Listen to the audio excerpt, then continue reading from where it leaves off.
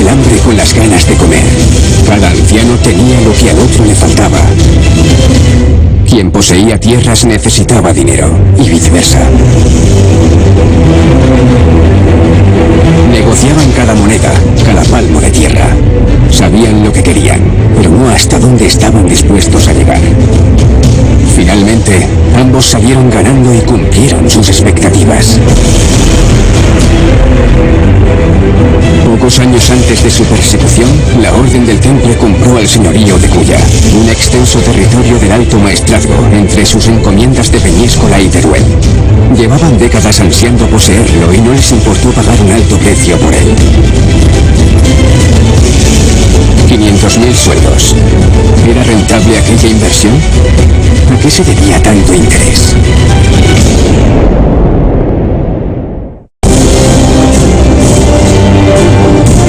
Cuando sus días de gloria acabaron, los templarios concentraron sus intereses en el maestrazgo. Pagaron un alto precio por poseer todo aquel territorio. La misma fe que los creó, los destruyó. Sabían algo que la historia nos había ocultado. Las últimas piedras que levantaron en el maestrazgo esconden su verdad.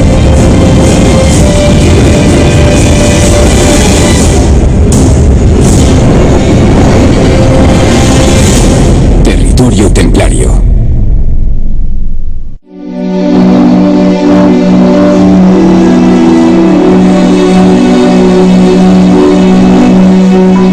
Habían conseguido algo que creían imposible: Cuya. La negociación fue larga y difícil. El precio de compra elevado, pero mereció la pena. En 1303 comenzaba una nueva época para el Temple, desconociendo quizá que su fin estaba cerca. Ampliaron su territorio, redondearon sus dominios y se adentraron hacia el interior. Podían poner en marcha su nuevo proyecto. Los orígenes del Reino de Valencia, en general, y de nuestra comarca del Maestrat, siempre se sitúan en el proceso de conquista y colonización que se inicia a partir del año 1231. Sin embargo, para entender la importancia de este territorio de frontera, tenemos que retroceder hasta más o menos el año 1149, 1148, conquistas de Tortosa y de Lleida por parte de Ramón Berenguer IV. En este momento, lo que después serán las comarcas del Maestrat y d'Esports se convierten en tierra de frontera, y eso cambia la dinámica política, social y económica de todo este vasto territorio. Perdidos entre pliegues de montañas, existen pueblos todavía anclados en el pasado medieval en el que nacieron. Esos paisajes deben su nombre a los maestres de las órdenes militares que los poseyeron. El maestrazgo, una región natural ansiada y finalmente controlada por el Temple.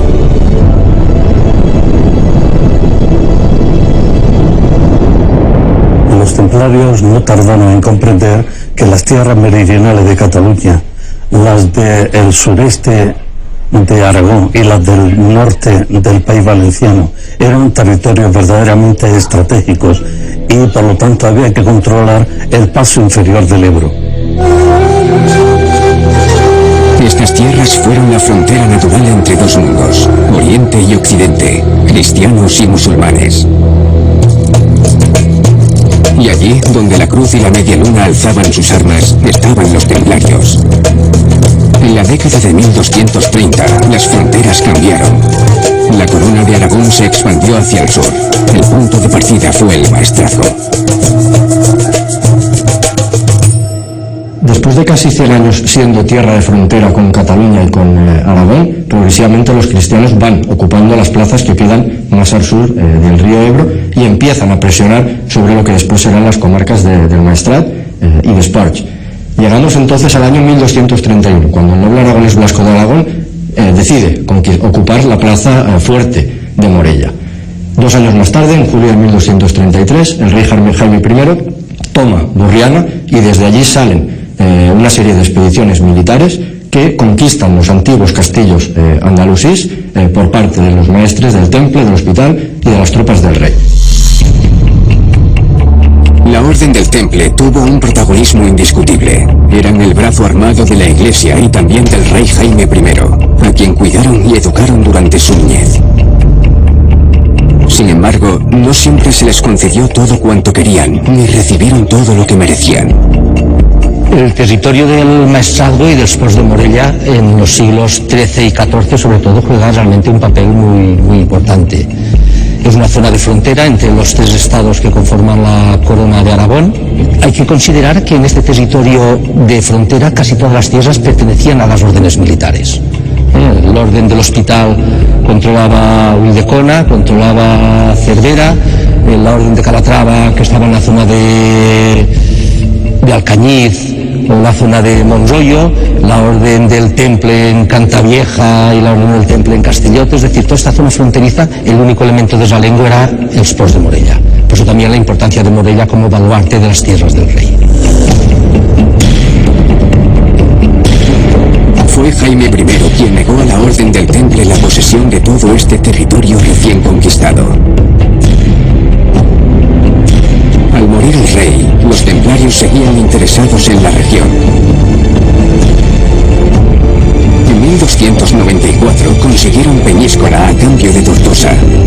Y en 1303 compraron el señorío de Culla. En 1303, Guillem d'Anglesola, que era el señor del castillo de Culla, es el que realiza la venta de su señorío a la Orden del Temple. Seguramente porque estaba arruinado y necesitado de dinero. El precio de venta es un precio realmente enorme, 500.000 sueldos, una cantidad, en fin, puede ser 2 veces y media lo que el rey obtiene de todo el reino de Valencia como rentas. Por tanto, lo primero que denota es la capacidad económica del Temple y segundo, que el Temple tiene interés en comprar o en conseguir este castillo para redondear su dominio territorial y unir toda la zona litoral con las serranías de la zona aragonesa. Aquella era una zona de interior, montañosa y de difícil acceso. La frontera con el Islam se había desplazado demasiadas leguas al sur. No tenía interés estratégico alguno. ¿Qué atractivo podían encontrar allí los templarios? Junto con Culla recibieron Benassal, Atzaneta y Vistabella, entre otros núcleos de población. Íberos, romanos y musulmanes las habitaron y se beneficiaron de la bondad de sus aguas, de la minería y de una energía especial que emanaba del lugar. Los caballeros templarios buscaban sus ubicaciones de forma cuidadosa, no había nada especial en sus decisiones. Ellos buscaban centros de poder, como podía ser el caso de Culla o de la montaña Peñagolosa. Culla ha sido un centro de poder a lo largo de los siglos, de los milenios. Aquí han vivido poblados íberos, los árabes construyeron el castillo y los caballeros templarios durante muchos años estuvieron detrás de la posesión de Culla, del castillo de Culla y de todos sus territorios. A comienzos del siglo XIV, la Orden del Temple pudo satisfacer sus deseos y conseguir la propiedad de Culla y poblaciones próximas en el corazón del Alto Maestrazgo. Aquellas tierras le fueron prometidas un siglo atrás cuando había necesidad de controlar la frontera con el Islam. Tiempo después, el interés estratégico se había perdido y tenían otras posesiones que les generaban mayores beneficios.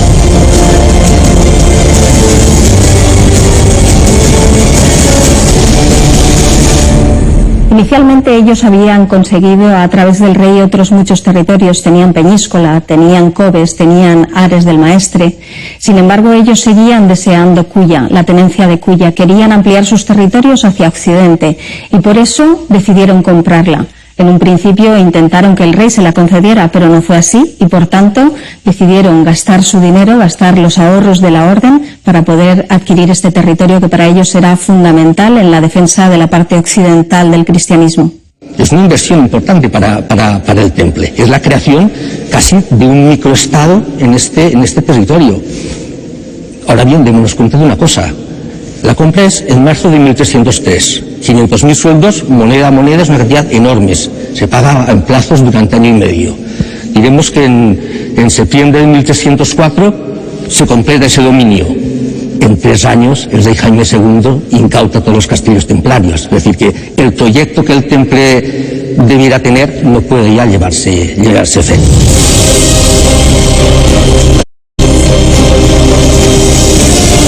¿Por qué tanto apego? ¿Por qué pagar tanto? Sus intereses eran otros. Tanto en el suelo como en las alturas, aquel lugar poseía algo que el temple quería tener. ¿Por qué? ¿Para qué?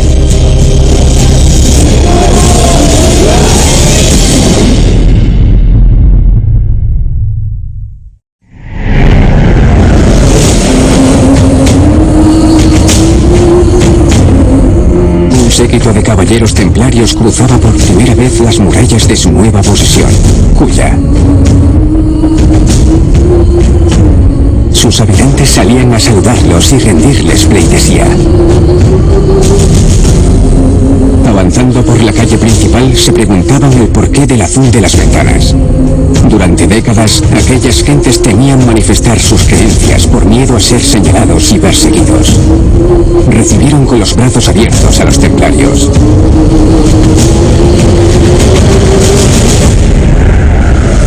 Ya en el centro de la población, uno de los soldados se acercó a la puerta de la iglesia a marcar unos símbolos. Toda una declaración de intenciones. Llegados al año 1248, el rey Jaime I decide expulsar a los musulmanes del Reino de Valencia debido a la sublevación que ha habido en las montañas de la comarca de Lomarina. Evidentemente no todos los señores toman de la misma manera esta decisión real y de hecho los templarios no expulsan a los musulmanes de sus señoríos.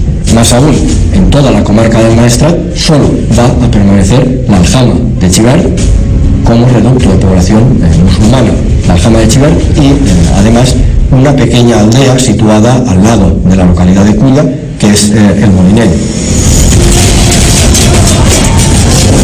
Los templarios tomaron parte activa de la conquista cristiana de Al-Ándalus. Como vencedores, consiguieron el dominio de numerosas poblaciones en las que vivían judíos, musulmanes y cristianos. La gestión y el control de morerías y juderías también formaba parte de sus encomiendas. Facilitaron la convivencia entre los diferentes credos o impusieron su fe. Desde su origen en 1118 en Tierra Santa, nacieron para combatir al Islam, en un contexto violento protagonizado por guerras de religión. Sin embargo, su fundación se produjo en un lugar sagrado para judíos, cristianos y musulmanes. Los caballeros del Temple reciben su nombre por la primera encomienda que reciben en Tierra Santa, más concretamente en Jerusalén por el rey Balduino, que es el Templo de Salomón.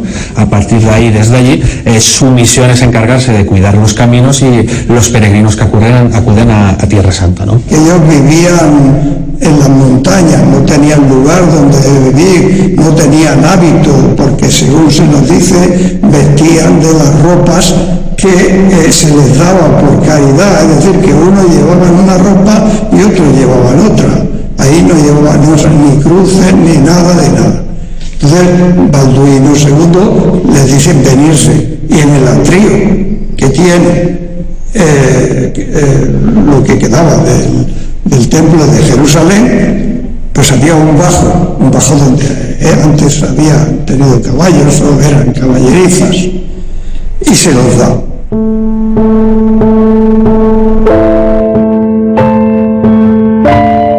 Sus años en Tierra Santa, el enclave de su cuartel general y la continua interacción, de forma pacífica o beligerante, con otras religiones, aportó una gran amplitud de miras a la orden. Sabían que la convivencia enriquecía en lo material y en lo espiritual y supieron sacarle partido. En sus dominios en Occidente, en muchas de las encomiendas y poblaciones bajo el poder del Temple, sobrevivían cultos antiguos. La Edad Media no fue exclusiva de 3 religiones. En el arraigo y la cultura popular del maestrazgo hay tradiciones y elementos que perviven, pasando en ocasiones desapercibidos.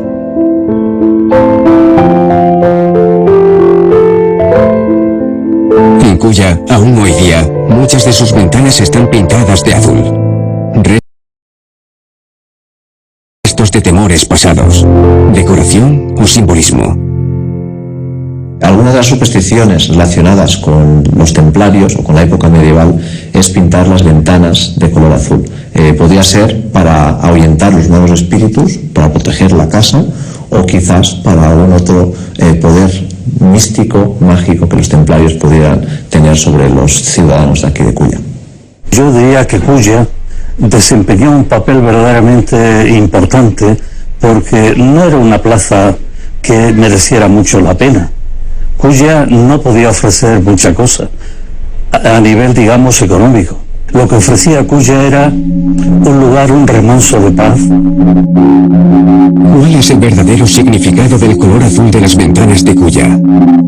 Si responde a supersticiones propias de otros cultos, ¿lo sabían los templarios? ¿Por qué respetar y tolerar otras tradiciones diferentes a la fe que ellos mismos defendían? La respuesta quizá no radique en la tolerancia del temple, sino en su capacidad de aglutinar territorios bajo un mismo fin: la supervivencia de la orden. El castillo de Culla es un territorio muy extenso. Los actuales municipios Culla, Benassal, Atzeneta, Benafigos, Vistabella son 460 kilómetros cuadrados, por los cuales paga una cantidad realmente importante. Saca unas rentas 13.000, 14.000 sueldos al año. En términos actuales diríamos sería un 3% de rendimiento, que para una inversión dirías que no es tanto. Pero la razón de ser de un orden militar es tener tierras, castillos y rentas para tener más comandas y más caballeros. ¿En qué radicaba su tolerancia? ¿En el respeto a otros credos o en la permisividad a cambio de mayores rentas? ¿Todo valía por incrementar sus beneficios económicos? En el centro de la población de Kulla, en su iglesia, otro símbolo parece pasar desapercibido en el pomo de la puerta. 7 círculos se unen para dar lugar a la semilla de la vida. 7, como los días de la creación para judíos y cristianos, como los cielos del paraíso islámico. 7, número místico del universo. ¿Otra casualidad? El templo en la actualidad está muy mal entendido, porque a la orden templaria le pasa lo mismo que le ha ocurrido prácticamente a cualquier suceso histórico, en el cine, en el teatro incluso, en la literatura desde luego, y es que interpretamos las vidas de nuestros antepasados con un prisma del siglo XXI. Ya fuera por las rentas o por simple respeto a otros credos, los templarios promovieron un ambiente pacífico y tolerante en el maestrazgo. Monjes y guerreros, la guerra formaba parte de su identidad, pero anteponían hallar la paz.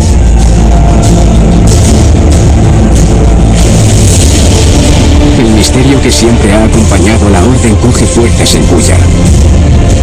¿Son el azul de las ventanas o el símbolo de la puerta de la iglesia hechos aislados? ¿O verdaderamente existió un culto diferente arraigado en la población?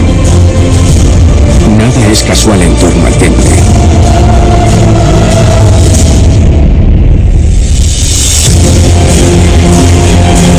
Todo símbolo tiene un significado. Toda práctica tiene un porqué. Ante la presencia de tales elementos y costumbres, solo cabe preguntarse qué hay detrás de todos ellos y cuál fue el verdadero motivo por el que compraron Kulla.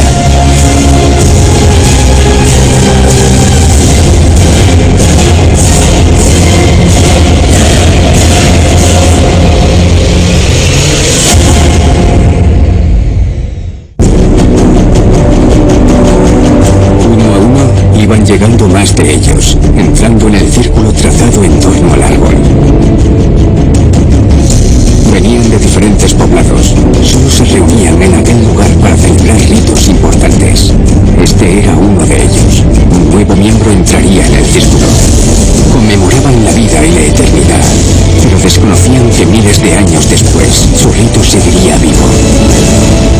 La Tarrasca es una gran encina que se encuentra en el término de Culla. Bajo sus ramas de grandes dimensiones, todo el mundo encontraba refugio. Incluso ladrones y perseguidores podían sentirse en paz debajo de sus ramas. Nadie iba a perseguirlos allí. Era como una zona, un intermedio entre la paz y la guerra. Allí también los antiguos pueblos íberos de esta tierra cultivaban sus conocimientos ancestrales, y esos conocimientos fueron los que heredaron los maestros del temple, los magos del temple, al llegar a este territorio. La carrasca milenaria de Culla es uno de los árboles más singulares de la geografía española. Se trata de una especie mencionada en la Biblia y de un lugar donde los druidas realizaban cultos de iniciación, de acceso al conocimiento y a la longevidad. En Culla todas las piedras hablan. En el continuo diálogo entre el pasado y el futuro perviven en cada rincón testimonios de otras épocas. En uno de los extremos de la población, una piedra imbuida en los muros de una casa muestra en latín: aquellos que gobiernan tendrán un juicio implacable. Oh María, los difuntos suspiran por ti compasiva. El enclave protagoniza una de tantas leyendas que envuelven a Culla.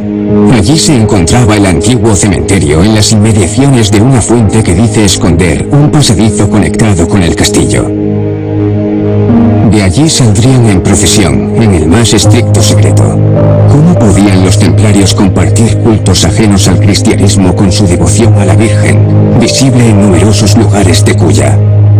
El caballero templario era un científico, al mismo tiempo era un fraile y al mismo tiempo era pues un caballero que podía manejarse muy bien. Es decir, él podía luchar contra 3 o 4 enemigos. A diferencia de la otra orden militares, los templarios contaban con 4 elementos sociales dentro de la organización. Por una parte estaban los caballeros, que eran los únicos que portaban armas. Después estaban los freires, que eran los que tenían la responsabilidad de mantener los lugares de culto, santuarios, iglesias. Después estaban los servidores, que eran los que sabían trabajar todos los oficios dentro de la encomienda.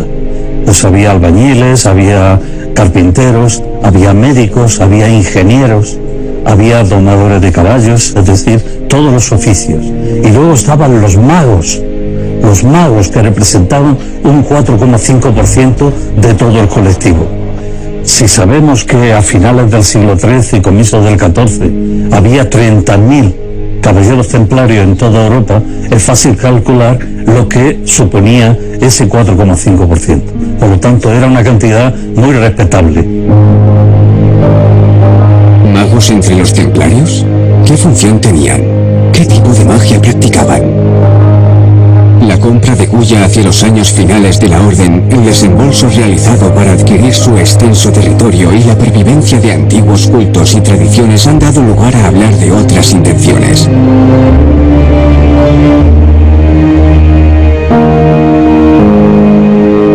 Culla sigue siendo uno de los grandes enigmas. Culla significa cima y es un pueblo enigmático. Los templarios, ¿por qué abonaron tantísimo dinero por Culla? 500.000 de sueldos jaquenses. Eso era una fortuna en el año 1303. Nadie se lo puede explicar. La única explicación es que Culla sería fijada como la sede para la investigación de la alquimia. De ser cierto, ¿en qué se caracterizaba la religiosidad del temple? ¿Practicaban otros cultos? En su regla queda patente su devoción a la Virgen por su protagonismo en el comienzo del cristianismo y posible presencia cuando llegara el fin de nuestros días. Cuando manifiestan su veneración hacia la Virgen, ¿hablan de la Madre de Dios o se refieren a otra divinidad? ¿Estamos seguros de que su religión es la cristiana? Entre los símbolos más famosos de los templarios tenemos, por ejemplo, que esto lo ilustra muy bien, el sello templario, el Sigillum Militum Christi, donde podemos ver 2 hombres a caballo con sus escudos y con sus armas, y se ha utilizado ese símbolo muchas veces para acusar de homosexualidad a los caballeros. La versión oficial es que se refería a su voto de pobreza, que 2 hombres tenían que compartir un caballo. En realidad es un símbolo también, como digo, de este tema espiritual. Los 2 caballeros son el alma y el espíritu, y el caballo es el cuerpo. El guerrero que llevaba ese sello lo que identificaba era que estaba comprometido con ese trabajo interno y que iba adelante con él. Tenían distintas profundidades, distintas capas de cebolla, podríamos decir. Para el guerrero que no estaba instruido, que no estaba iniciado en las capas interiores, pues era eso, el voto de pobreza. Para el que estaba ya más adentro, pues adquiría ese otro significado. Solo unos pocos iniciados podían acceder a ciertos conocimientos, saber qué hay detrás de los símbolos que representan al temple. ¿Y si tanta religiosidad y tanto fervor cristiano escondían otros pensamientos en el núcleo de la orden? ¿Explica esto la permisividad hacia la religiosidad local o son meras suposiciones construidas a lo largo del tiempo? Todas las leyendas que giran en torno a Culla y a los templarios tienen como epicentro la práctica de la alquimia, el arte regio y el dominio de conocimientos restringidos. Alquimia es una palabra árabe que significa mezcla de líquidos. Entonces, esos conceptos ya los traían los templarios de Tierra Santa, porque ellos habían estado 10 años aprendiendo muy de memoria y codo a codo con los grandes cerebros y las grandes intelectualidades de la época, de comienzos del siglo XII. Si bien la Orden del Temple no era ajena a prácticas y conocimientos prohibidos señalados como heréticos, ¿qué tenía Kuya en especial para desarrollarlos? La alquimia era una práctica prohibida, perseguida por la Iglesia. Pero teniendo en cuenta que toda leyenda tiene un origen y finalidad, ¿qué relación existe realmente en el trinomio Kuya, templarios y alquimia?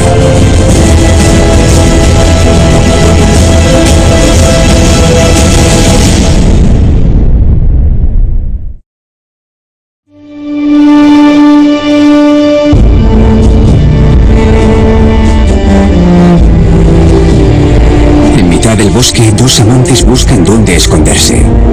Su historia de amor no puede salir a la luz. Solo la naturaleza puede explicar el porqué de sus precauciones. Un caballero templario y una joven musulmana. Existen normas que no deben romperse, pero puede más el deseo. En una época de prohibiciones y prejuicios, no resulta extraño hallar historias de amor prohibido. Los templarios, siempre envueltos en esa aura mágica, de alguna manera pues también contagiaban a los pobladores de este territorio, como podía ser los aún habitantes musulmanes que se quedaron a vivir en los territorios del castillo de Kuya posterior a la Reconquista. Y ahí también tenemos algunas leyendas ancestrales que nos vienen de aquella época, como es la del caballero templario y la mora de Benassal, que tuvieron un romance prohibido entre religiones, entre culturas, incluso entre caballero y plebeya, que también llegó en un final trágico que aún nos ha llegado hasta nuestros días. Entre las poblaciones de Kuya y Benassal, un antiguo camino ha presenciado el ir y venir de sus habitantes durante siglos, con sus historias incluidas. Cuenta una leyenda que poco tiempo después de la compra de Kuya por la Orden del Temple, uno de sus caballeros se enamoró de una joven musulmana de Benassal. La historia de amor acabó mal. El deseo y el deber, el amor y las normas comparaban su peso en la balanza de la vida. Las iglesias templarias, las iglesias que ellos tenían en sus encomiendas, son puestas allí por orden papal, porque se observa que para ir a misa los templarios tienen que ir al pueblo donde están, por lo que ellos su jurisdicción tiene, y oír misa allí, porque ellos tenían que oír misa todos los días. Los maestres y otras personas que estaban encomendadas a esa labor se dan cuenta de que los templarios se le va la vista hacia las mujeres. Y entonces lo que hacen es pedirle al Papa que les dé permiso para hacerse sus propios oratorios.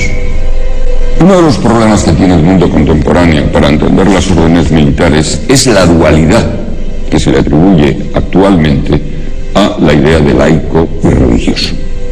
Dos mundos bipolares, distintos, sin matices. Esa no es la situación medieval.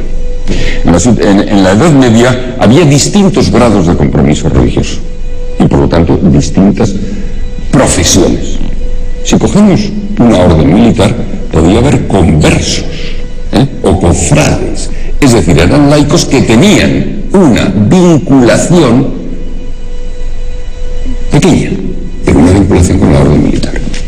Y eso iba ascendiendo. Cuando esa vinculación iba creciendo, entramos en los frailes. Los frailes podían ser caballeros o sargentos, o podían ser también frailes clérigos. ¿Por qué eran frailes clérigos? Porque ellos sí que eran presbíteros y podían desempeñar los oficios religiosos dentro de la orden, que los sargentos y los caballeros, que eran profesos y eran eclesiásticos, no podían realizar.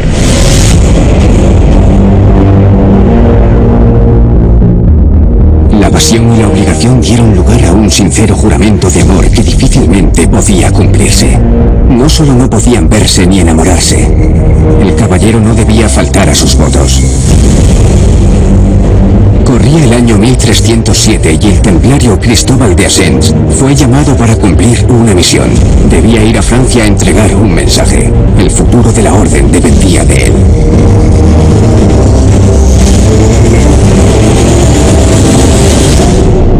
Estamos en los últimos años de la orden y entre las encomiendas se llevaban mensajes normalmente de gran interés y que iban encriptados. Por eso los caballeros intentaban que no se les interceptara y seguramente Cristóbal de Asens también llevó uno de esos grandes mensajes.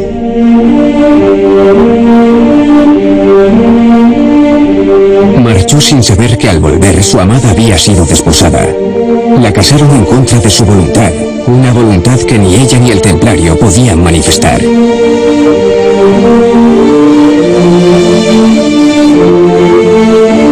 El caballero, herido de amor y preocupado por las noticias que había llevado en su misión, se suicidó. Fue repudiado, faltó a sus votos y lo enterraron en tierra sin consagrar. Tal fue su castigo que echaron sal sobre la tierra para que no volviera a crecer nada. La orden del Temple, al poco tiempo, desapareció. Después de 1307 y después de la supresión de la orden del Temple en el concilio de Vienne en 1312, se inician una serie de negociaciones entre Avignon, es decir, la curia papal, y la monarquía aragonesa.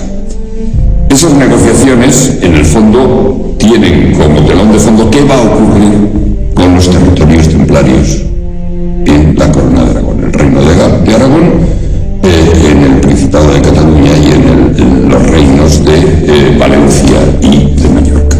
La solución final es la creación de una nueva orden circunscrita al Reino de Valencia. Décadas después, la Orden de Montesa, creada tras la supresión del Temple, perdonó al caballero Cristóbal de Asens. Crecieron flores sobre su tumba, a pesar de haber echado sal. Todo un milagro. En su nombre, edificaron la ermita de San Cristóbal de Benassal. Naturaleza, amor prohibido, traición.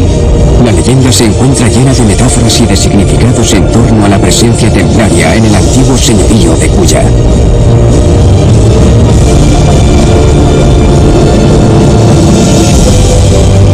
El caballero marchó a cumplir sus deberes. Corrían tiempos difíciles para los templarios. Fueron detenidos y acusados de herejía. La iglesia y la monarquía los traicionaron. Hoy queda la ermita, fundada por la Orden de Montesa. Si la leyenda esconde la alegoría del fin de los templarios, ¿qué tuvo que perdonar Montesa al Temple? ¿Simboliza el suicidio del caballero que los templarios sabían lo que les iba a pasar y no hicieron nada? Detrás de cada leyenda hay una base de realidad. ¿Qué papel jugó Culla en el fin del Temple?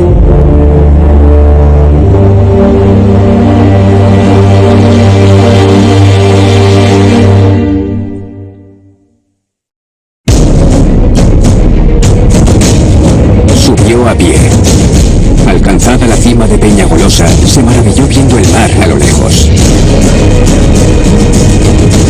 Los templarios eran dueños del punto más alto de la región. Era un lugar mágico, una montaña sagrada. No siempre fue fácil borrar la huella de antiguos cultos. Era más sencillo asimilarlos. ¿Qué sería de Culla sin aquella montaña? ¿La habrían comprado los templarios igualmente? Culla no se entendería seguramente si no hubiera estado a los pies de la gran montaña del Peñagolosa.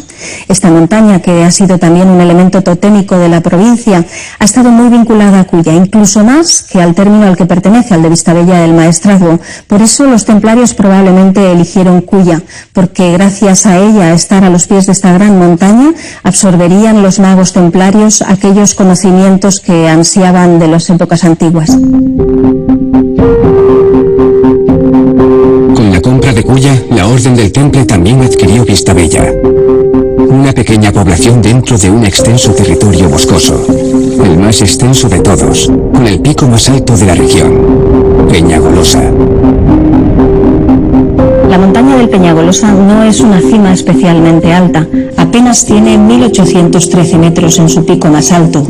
Sin embargo, sí es cierto que por su altitud tan cercana a la cota cero, al nivel del mar, en apenas 50 kilómetros se produce ese desnivel, la convierte en una vigía de toda la provincia. Subirse al Peñagolosa es contemplar y dominar toda la zona del Maestrazgo. Tal vez por eso los templarios querían conseguir esta montaña, querer dominar esta montaña. Por eso y por otra circunstancia muy especial. En su cima, su pico tiene forma de altar y además en su cima también los tres picos forman la singular imagen de la Trinidad. Seguramente con esa carga de religiosidad es con la que jugaban los templarios al querer conseguir el Peñagolosa. Vistabella, como otros puntos de la región, es hoy conocida por la calidad de sus aguas, algunas consideradas medicinales. Este elemento vital y su simbolismo religioso se halla representado a los pies de Peñagolosa en la ermita de San Juan Bautista, un centro místico hacia donde se dirigen diversas peregrinaciones. Una de las pistas que nos puede llevar a desvelar si una población era templaria, pues sencillamente mirar a qué santo está o qué santa el altar mayor de su iglesia. Los templarios tenían 4 santos de devoción. San Juan Bautista era el más importante, después San Miguel Arcángel, San Bartolomé y San Julián. En cuanto a mujeres, pues María Magdalena, la Virgen de Gracia también, Santa Águeda y la Virgen de la Asunción. San Juan bautizó a Cristo. Es considerado el último profeta del Antiguo Testamento y el primer mártir del Nuevo. Representa el bautismo, la iniciación en una nueva religión, el poder sanador del agua que libra de pecado. En la vecina población de Atzeneta, una cruz templaria sobre los restos de sus muros ha podido sobrevivir al paso de la historia. En la elevación donde se alzó su castillo, ocupado desde época prehistórica, se construyó una ermita consagrada, también a San Juan Bautista. Asimilaban cultos antiguos o levantaban altares a sus santos en sitios estratégicos del territorio. A finales del siglo XIII, concretamente en el año 1294, los templarios llegan a un acuerdo con el rey Jaime II para cederle la villa de la ciudad de Tortosa y a cambio recibir los castillos de Ares, Les Caves de Vinromà y Peñíscola. De este modo, los templarios controlan la extensa franja de territorio que se sitúa al norte del Reino de Valencia. Pero no solo eso, y es que en la parte aragonesa también controlan los castillos de Castellote y de Cantavieja, de modo que entre 1294 y 1303 controlan todo este territorio, pero tienen en medio una parte que no es de su propiedad. Solventan en el año 1303 esta interrupción territorial con la compra del castillo de Culla. De este modo sí que conforman una franja continua en el norte del Reino de Valencia y el sur de Aragón. Controlar el castillo de Culla prácticamente permitiría crear todo un dominio desde la costa del Mediterráneo, controlada entre Vinaròs y Alcocebre, hasta la sierra ya de Aragón, hasta los 30 kilómetros de la costa donde está el castillo de Cantavieja o el castillo de Castellote. Un dominio además importante en una época en que la ganadería lanar empieza a cobrar mucha importancia, lo cual permite las zonas de pastos de invierno en la costa, en Peñíscola, y pastos de verano en la zona de Vistabella o ya en la sierra de Cantavieja. Un intento de establecer un hinterland que cubriera toda esa posición costera. Otra cuestión, naturalmente, es cuál es el interés de la corona en favorecer eso. Y, naturalmente, eso nos lleva a decir, ¿y por qué la corona cambió en 1307 y conquistó esas plazas? Entre 1294 con la adquisición de Peñíscola y 1307 con la compra de Culla, el norte del Reino de Valencia vio surgir un territorio templario tan extenso como para despertar el temor de una monarquía que veía divididos sus dominios. No solo conectaban el interior con la costa, sino que poseían un control visual inmenso desde Peñagolosa. Tal fue su poder, su arraigo, la fuerza con la que se implantaron, que poco tiempo les faltó para asimilar antiguos cultos y dejar una huella de misterios y leyendas. Cuando Jaime II decide intervenir en las encomiendas templarias en diciembre de 1307, no lo hace por una creencia en las herejías de la orden, sino por una razón logística. Es un intento de control de la corona de unos dominios que habían pertenecido a una orden exenta y sobre la cual, por lo tanto, la monarquía tenía un control muy laxo. Perdida Tierra Santa, los templarios no deslumbraron por su poder militar, sino territorial. El maestrazgo del norte del Reino de Valencia fue ejemplo de ello. Poco tiempo necesitaron para arraigar en la población local. Poco tiempo necesitaron para, ya en su final, plantear dudas acerca de sus verdaderas intenciones. ¿Controlar el poder de la naturaleza?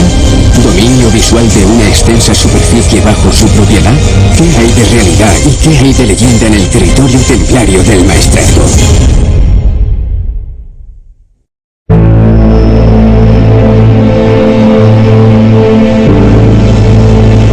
Cuya, perdida en el interior de un amplio territorio, enclavada entre valles, barrancos y molas, es depositaria de cultos, tradiciones y supersticiones antiguas.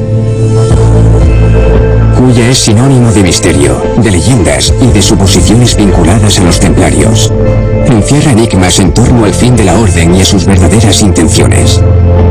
500.000 sueldos invirtieron en un amplio territorio de casi 500 kilómetros cuadrados, relativamente alejado de la costa y con un interés estratégico y económico cuestionable.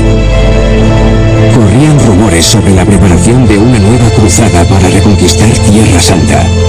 ¿No hubiera sido útil aquella ingente cantidad de dinero?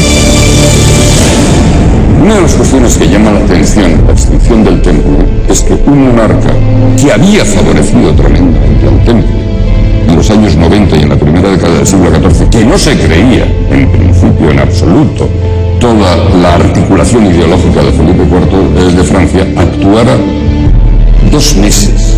¿Qué 2 meses? No llegaba a 2 meses después de la ocupación de las encomiendas templarias en territorio franco. ¿Por qué hizo eso Jaime II? ¿Y por qué Jaime II, desde noviembre de 1307 a octubre de 1308, tuvo su residencia en Valencia? Un territorio excéntrico en los dominios de la corona en Aragón. ¿Por qué? Porque percibía el problema.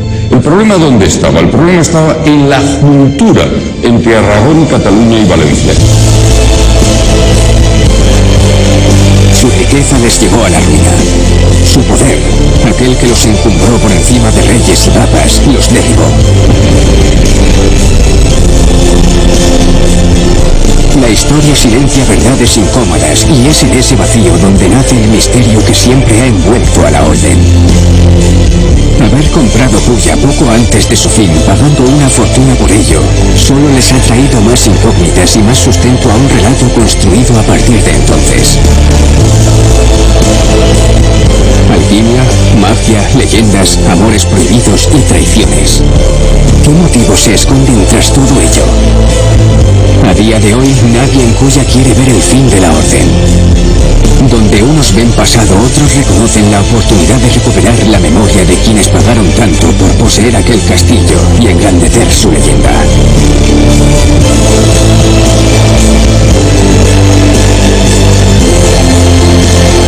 ¡Vivirá para siempre! La cruz y la media luna, el cristianismo y el islam, medían sus fuerzas en Oriente y en Occidente.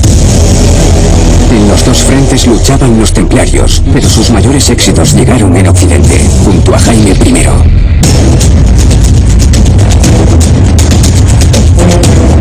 Les habían prometido grandes dominios a cambio de vencer al Islam, pero el rey conquistador temía su poder y les negó todo. Solo consiguieron Chivert.